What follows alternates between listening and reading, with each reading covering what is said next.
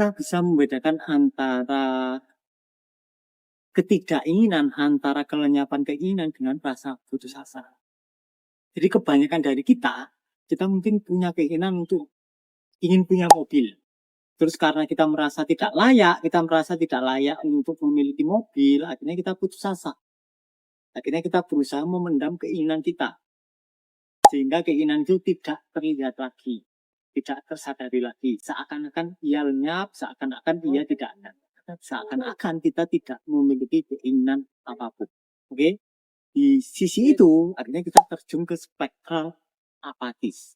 Jadi ada perbedaan yang sangat signifikan antara pencerahan dengan rasa apatis.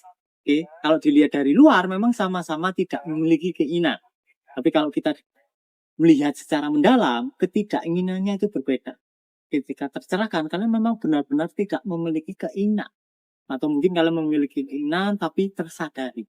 Tapi kalau kalian apatis, kalian punya keinginan, hanya saja kalian tidak mau melihat keinginan tersebut. Sehingga keinginan-keinginan tersebut terkubur di dalam kedalaman tubuh kalian. Dan kemudian kalian mengira kalian tidak punya keinginan apapun. Nah, ketika kalian putus asa, kalian merasa tidak layak punya mobil atau punya uang banyak, kalian menekan keinginan tersebut. Seakan-akan kalian tidak ingin uang banyak.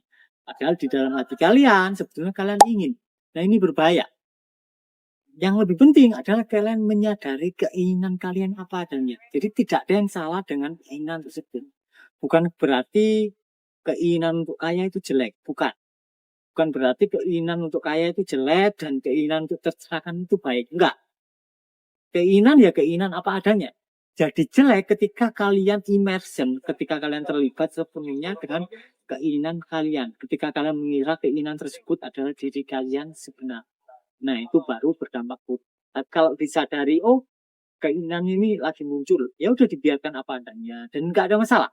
Ketika keinginan disadari, kita akan mengalami kita akan menyadari sponsor dari keinginan tersebut. Apakah sponsornya karena kita merasa berlimpah, ataukah sponsornya karena kita merasa kekurangan. Karena ketika kita merasa kekurangan, kita akan memiliki keinginan.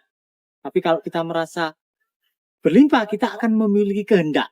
Oke, kehendak yang berbeda dari keinginan. Mungkin kita bisa menyebutnya keinginan, tapi itu adalah jenis keinginan atau jenis desire yang berbeda. Kita tidak lagi menginginkan dari sudut pandang lack atau kekurangan. Kita tidak lagi needy. Kita berkehendak. Ini adalah hal yang jauh sangat berbeda. Jadi saranku, disadari keinginannya apa adanya. Kalau kalian ingin mobil, ya disadari aja. Oh, ya emang aku ingin mobil. Jadi kalian perlu jujur, jangan melihat keinginan itu sebagai negatif, jangan melihat keinginan material itu sebagai sesuatu yang buruk dan harus dilenyapkan, tidak perlu. Yang kalian perlu lakukan hanya disadari keinginannya dan dibiarkan keberadaannya apa adanya, diakui. Kalau memang dia lenyap, dia akan lenyap. Kemudian sponsornya muncul, sponsornya disadari, kalau memang sponsornya akan lenyap, dia akan lenyap. Kemudian muncullah nuansa perayaan. Seakan-akan kalian sudah memiliki apa yang kalian inginkan. Seakan-akan kalian sudah memiliki apa yang kalian kehendaki. Rasanya sudah ada. Kalian merasa berlimpah dan kalian tidak merasa membutuhkan apa-apa. Nah, pada titik itu, ketika tidak ada obsesi, kehendak kalian akan terwujud lebih mudah. Karena pada dasarnya, segala sesuatu sudah ada, kalian hanya perlu mencocokkan resonansi kalian dengan resonansi material tersebut.